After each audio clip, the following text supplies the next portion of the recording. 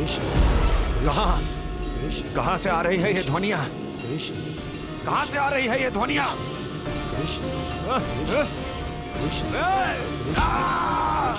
स्वामी, महाराज!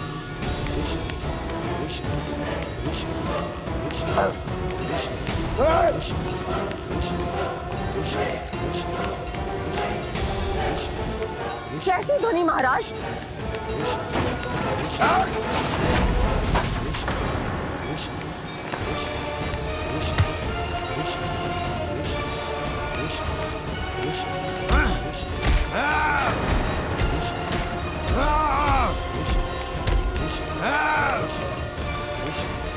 स्वामी, बंद करो ये ध्वनिया! कौन सी ध्वनि है स्वामी? ये ध्वनिया बंद करो! बंद करो! क्या सुनाई दे रहा है आप? ये शब्द तुम्हें कानों में गूंज रहा है। भारत छोड़ समझिए। रुक जाइए। बस कीजिए महाराज।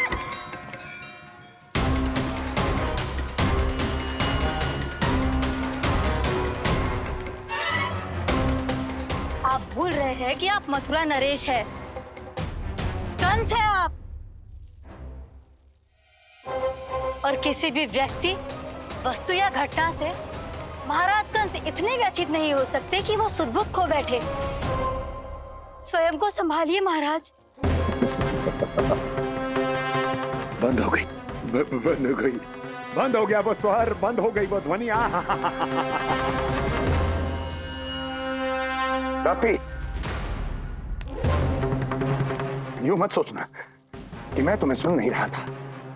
तुम सत्य कह रही हो। मैं कंस हूं। किसी भी व्यक्ति, वस्तु या घटना से व्यथित नहीं हो सकता। दुर्जन! जी महाराज। इस सिंहासन को पुनः स्थापित करो।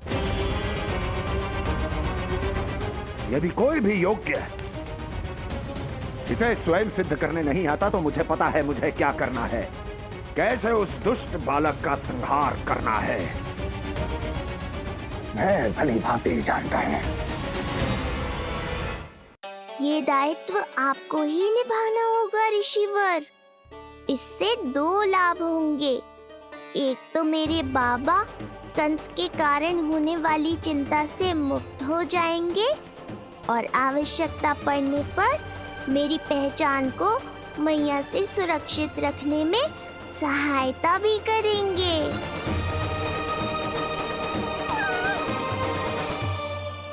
नंदराज, अब बलराम और कृष्ण दोनों को भूख लग गई होगी।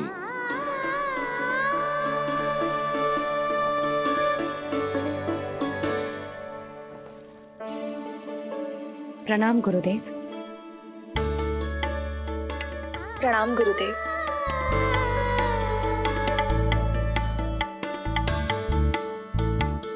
गुरुदेव, अब आप भी विश्राम कर लीजिए। नहीं नंदराज, मुझे शीघ्र ही मथुरा पहुंचना है। राजा वासुदेव और रानी देवकी मेरी प्रतीक्षा कर रहे होंगे। पर इससे पहले कि मैं जाऊं, मुझे आपको कुछ बताना है।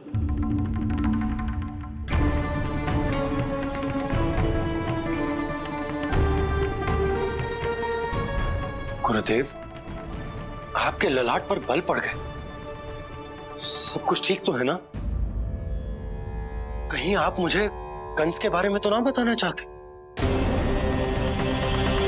गुरुदेव, मैं जानता हूं कि कंस नवजात शिशुओं की हत्या करवा रहा है।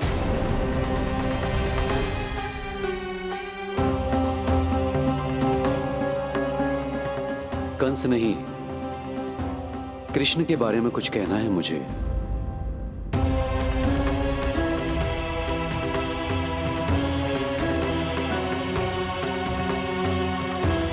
बताइए गुरुवर। मैं एक ऐसा सत्य बताने जा रहा हूं नंदराज, जो है तो वरदान,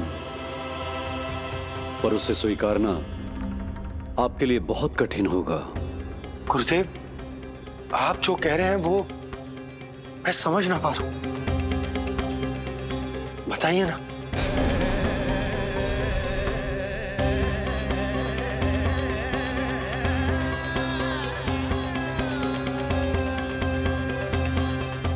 बताइए ना गुरुवर।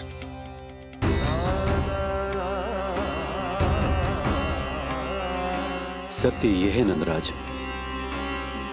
कृष्ण राजा वासुदेव के पुत्र हैं। कृष्ण राजा वासुदेव के पुत्र हैं। कृष्ण राजा वासुदेव के पुत्र हैं।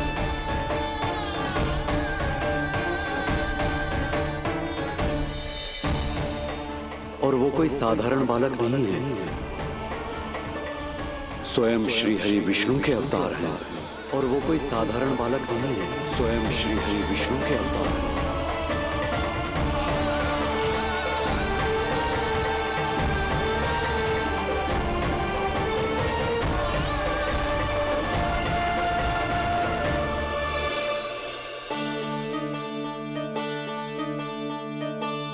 अशु विचित्र लग रहा है। कौन हो तुम? मैं हूं श्री विष्णु का अवतार। शिव, ये कैसे संभव है गुरुदेव? वो तो नन्हा सा बालक है।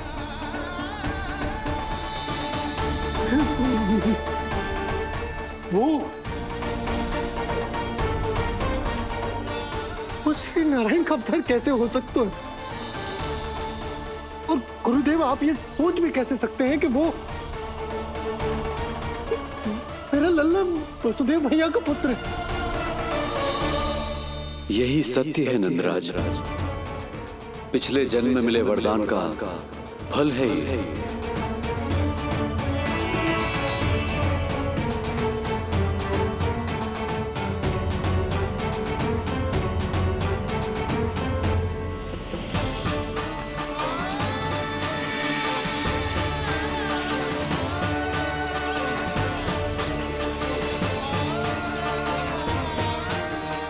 मैं आपकी संतान के रूप में अवश्य आऊंगा, किंतु उसके लिए आपको मेरे अगले अवतार के बाद एक और अवतार की प्रतीक्षा करनी होगी,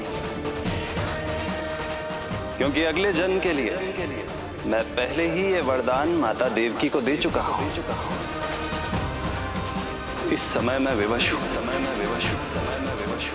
किंतु मैं आपको वचन देता हूं, आपकी संतान बनकर अवश्य आऊंगा, मैं अवश्य आऊंगा। प्रभु, श्री हरि को अपने सामने देखकर मेरी व्याकुलता का बांध टूट गया है। 2 जन्म बहुत बड़ा समय होता है स्वामी। अपने पुत्र के रूप में हरि को गोद में खिलाने के लिए अब मैं और 2 जन्मों तक प्रतीक्षा नहीं कर सकती। धरा!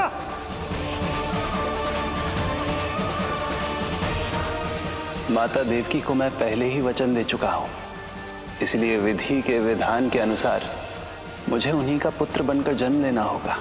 किंतु आपकी आतुरता का अनुभव करने के बाद अब मैं भी आपका स्नेह पाने से स्वयं को और वंचित नहीं रख सकता।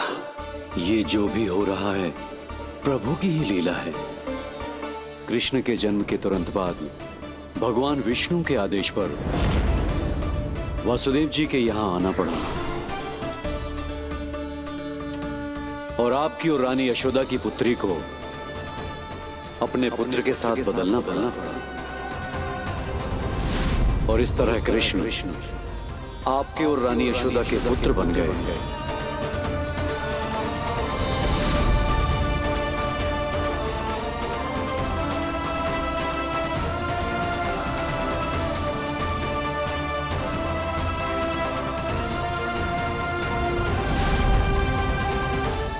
आपने सही कही थी गुरुदेव,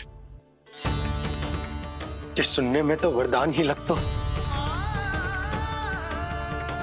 पर इसे स्वीकार करना उतना ही कठिन। जब यशोदा को इस बात का पता चलेगा तो उसे कैसा लगेगा? अपने नाम का अर्थ अच्छे से सुनो है ना तूने?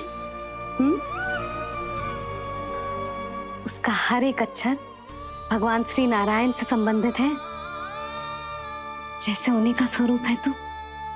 बस मैया, ये सत्य आपसे छुपा रहे, इसी कारण बाबा के लिए ये जानना आवश्यक है फिर चाहे इसे स्वीकार करना उनके लिए कितना भी कष्टदायक क्यों ना हो। नहीं नंद, ये सत्य उन्हें आप नहीं बताएंगे।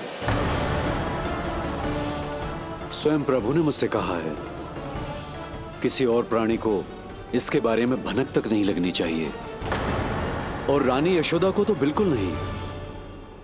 गुरुवर, कंस के आक्रमणों की जानकारी यशोदा से पहले ही छुपा कर रखना कठिन था। अब इतना बड़ा सत्य मैं यशोदा से कैसे छुपाऊंगा? आपको छुपाना ही होगा नंदराज, यही प्रभु की इच्छा है।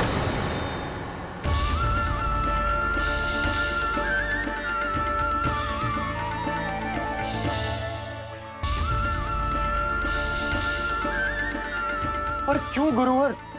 ताकि नारायण अपनी मैया की ममता का अनुभव कर पाए। यही तो उनके अवतार का मुख्य उद्देश्य है। मुख्य उद्देश्य? हाँ नंदराज, नर नारायण के अवतार में अपनी तपस्या करते समय प्रभु ने जो अनुभव किया था, उसके कारण ममता के सुख का अनुभव करने के लिए प्रभु व्याकुल हो उठे थे। ऐसा क्या हुआ था, मुझे भी बताइए। हो सकता है ये बात इस सत्य को स्वीकार करने में मेरी सहायता करे। बहुत समय पहले की बात है। अनेक देवी देवता परम प्रभु विष्णु के पास बैकुंठ गए थे। वहां प्रभु की आंखों में आंसू देखकर वो सभी स्तब्ध रह गए।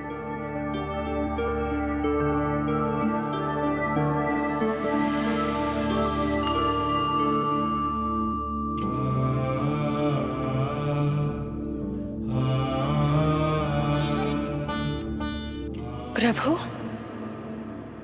आपकी आंखों में आंसू?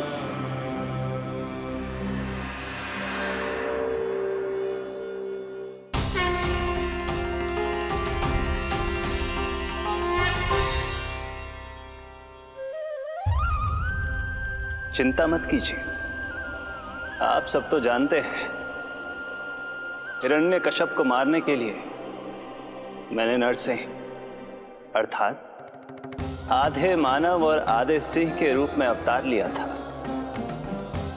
उस राक्षस का वध करने के बाद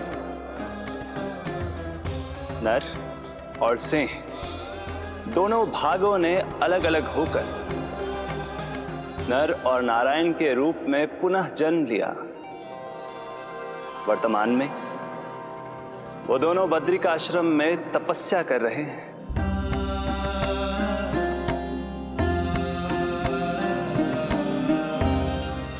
आज उन दोनों ने कुछ ऐसा देखा जिसने मुझे भी भावुक कर दिया।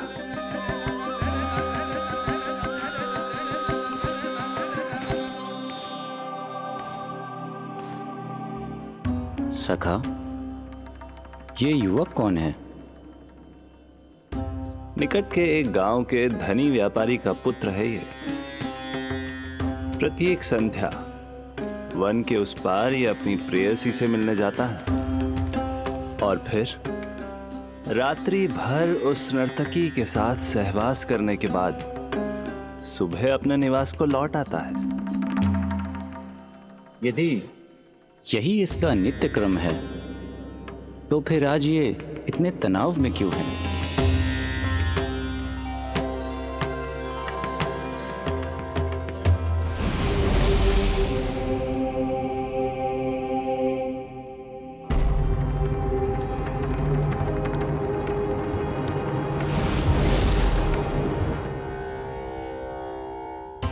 कल रात्रि प्रेम क्रिया के मध्य उस नर्तकी ने इससे पूछा, ये सबसे अधिक प्रेम किससे करता है? जब इसने कहा तुमसे, तो वो बोली, तुम्हें अपने प्रेम को सिद्ध करना होगा।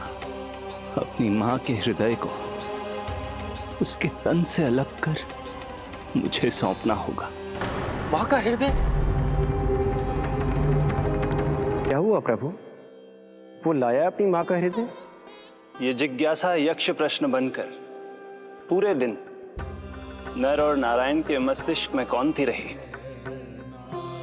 उन्होंने संध्या होने तक वहीं नदी किनारे प्रतीक्षा करने का निर्णय लिया। ताकि वो ये जान सके कि क्या वो युवक अपनी क्रूर प्रेयसी को छोड़ेगा या वासना में अंधा होकर अपनी ही माता की हत्या करने का जघन्य अपराध करेगा।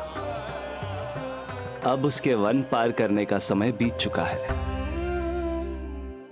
युवक ने विवेक का परिचय दिया है सखा। हे प्रभु, आपका कोटि कोटि धन्यवाद।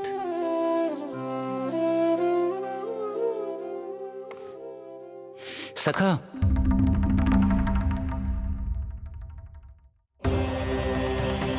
सखा मुझे बताओ, जो अकल्पनीय था कहीं वो घट तो नहीं गया?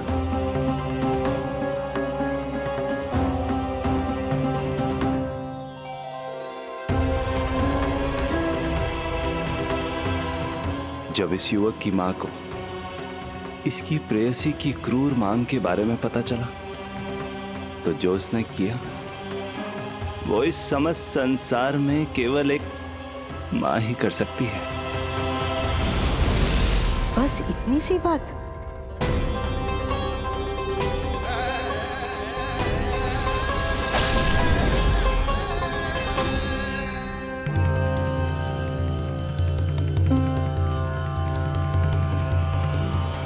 संभाल के मेरे बेटे, कहीं चोट ना लग जाए तुझे।